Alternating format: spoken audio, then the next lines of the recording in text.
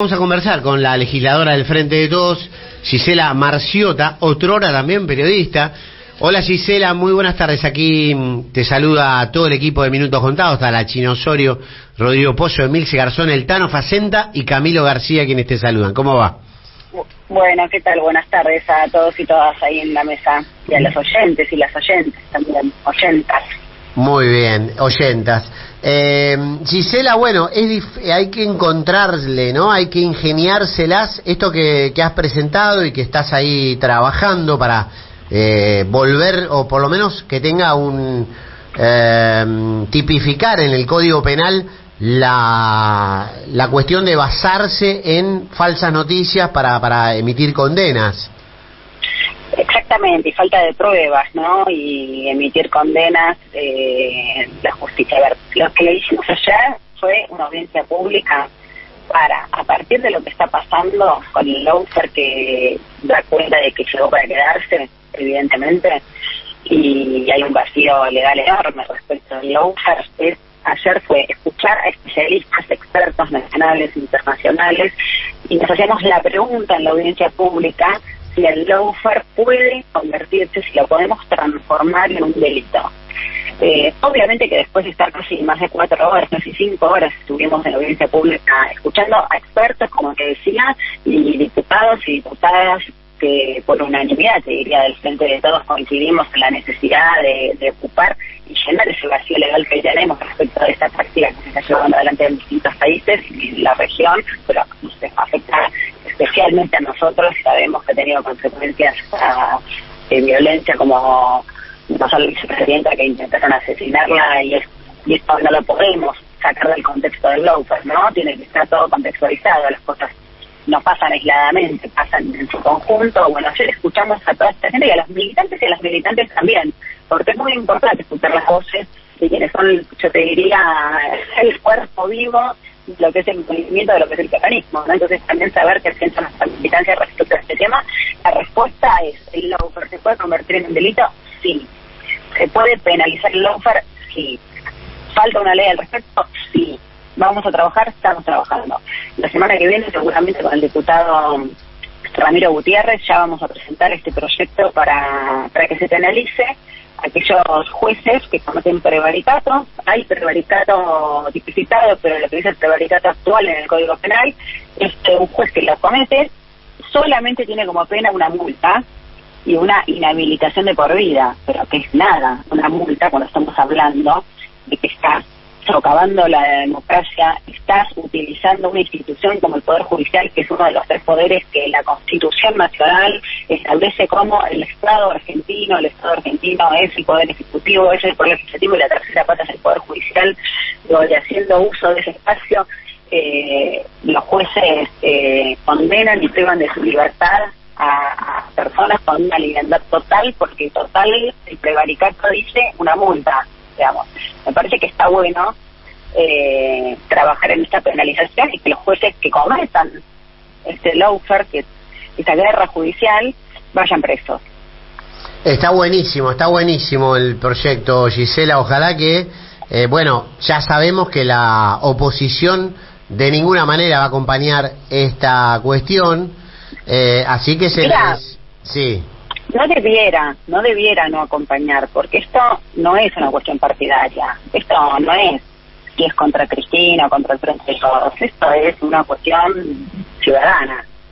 Esto tiene que ver con la democracia. Sí, pero la utilización del lawfare, hablando a cara descubierta y sin el menor resquicio de prudencia absurda, digo, o innecesaria, la oposición se está valiendo del instrumento lawfare.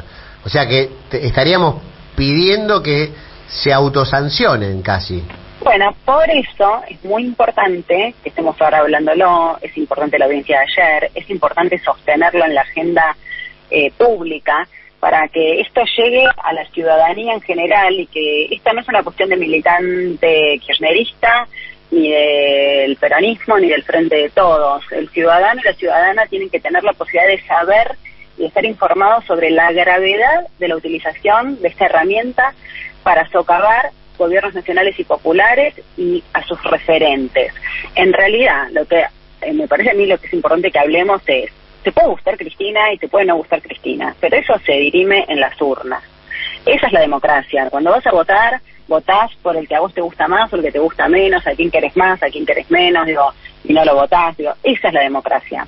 Ahora, lo que se está afectando es la democracia, porque lo que estás atentando es contra el debido derecho, la presunción de inocencia, estás atentando contra absolutamente todo.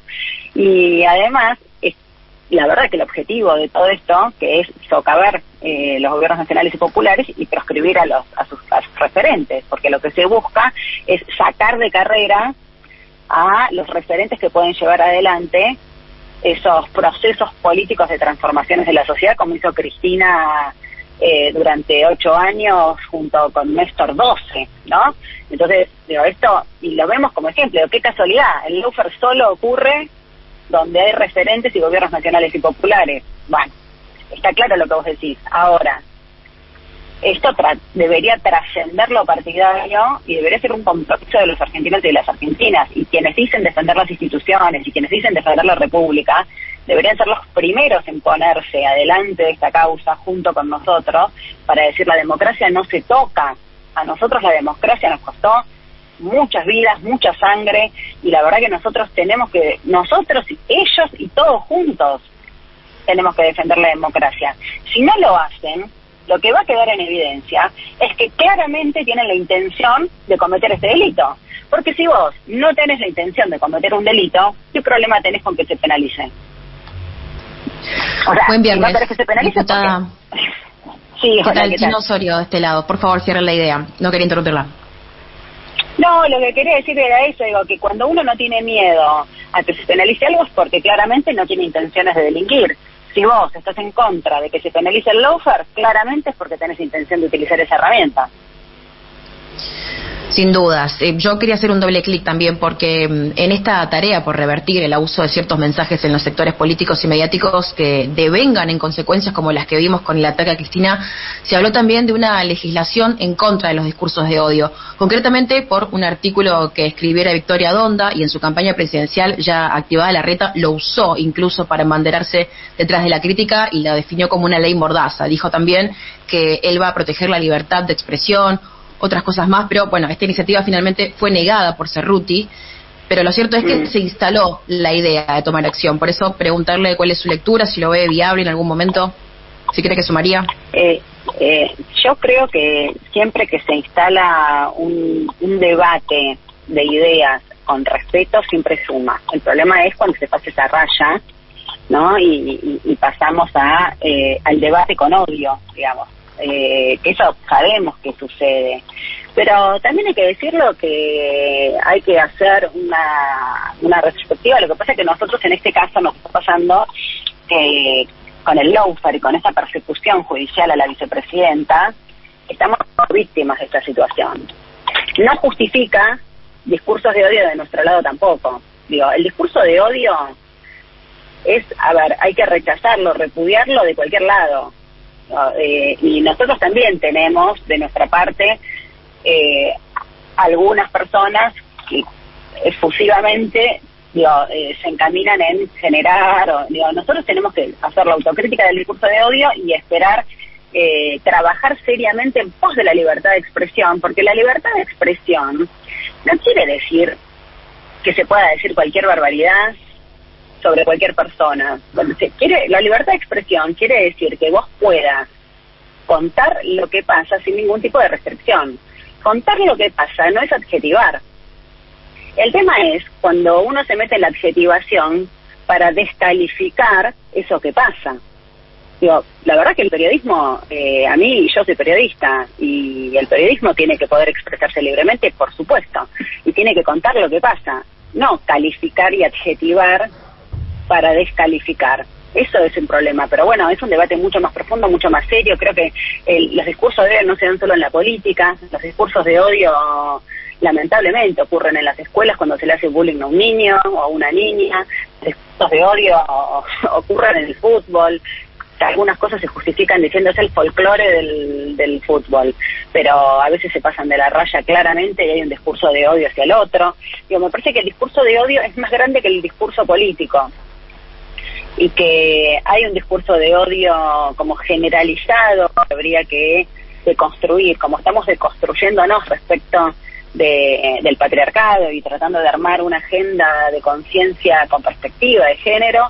Me parece que habría que deconstruirnos respecto del discurso de odio, pero en forma transversal, y no focalizarlo pura y exclusivamente en los discursos políticos. Yo creo que el discurso de odio es mucho más grande que eso.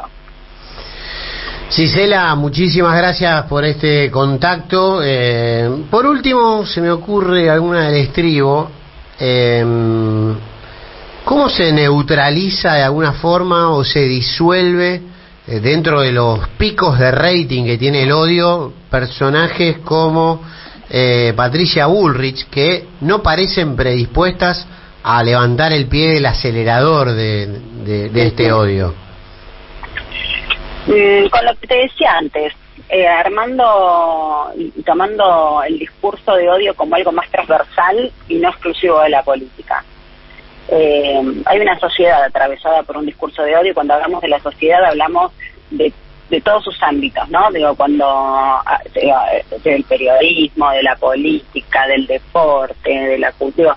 Estamos atravesados por eso. Hay que deconstruir ese discurso en forma transversal. Me parece que no podemos focalizar ni en un dirigente ni en un referente pura y exclusivamente, ni en un partido político o en otro partido político. Digo, acá hay una sociedad lamentablemente atravesada por un discurso de odio. ¿Quién tiene más menos responsabilidad? Los medios, los políticos, no sé qué. La verdad que no importa. Lo que importa es que nos pongamos de acuerdo en trabajar en deconstruir eso. Ahora, ponernos con el dedo acusatorio, digo, no te soluciona el problema, ¿no? La culpa la tiene Juan Pérez, porque ¿y qué ganas con saber quién tiene la culpa en este caso? Lo que importa es que acá nos sentemos todos y estemos todos de acuerdo que hay que desarticular el discurso de odio generalizado de la sociedad. Sí, pero convocás a una sesión en senadores para emitir un comunicado de repudio, algo tan sencillo y tan mundano como eso, y no se te presentan, o sea que...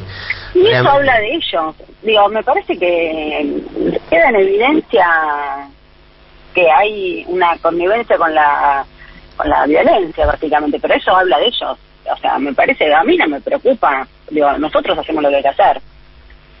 Y estamos del lado que tenemos que estar. Y después ellos con sus acciones, las acciones, digo, uno puede tener un discurso divino, hay la república, hay las instituciones, hay la constitución, hay la democracia, pero la verdad que lo que hace a las personas, a los políticos, a sus movimientos, a sus partidos políticos, la verdad son los hechos. O sea, por más que ellos tengan un discurso, claramente los hechos dicen otra cosa. Lo que pasa es que, bueno, nosotros lo que tenemos que hacer es sostener esto con la vigencia suficiente en los medios de comunicación, en las agendas, en la militancia, en las calles, con los vecinos, con las vecinas, justamente para que esto pase la frontera de lo partidario. Esto no puede quedar en un nicho de kirchneristas o no kirchneristas, o el que le gusta a Cristina o el que no le gusta a Cristina. Digo, esto no tiene que ver con eso.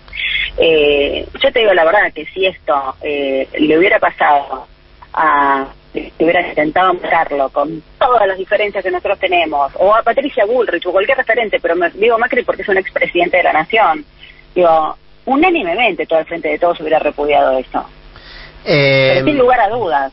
No te vimos, Gisela, emitir ningún comunicado saludando decorosamente a la partida de la reina de Inglaterra. No sé si no vimos tus redes. ¿En qué red salió? No, estaba ocupada con la audiencia pública.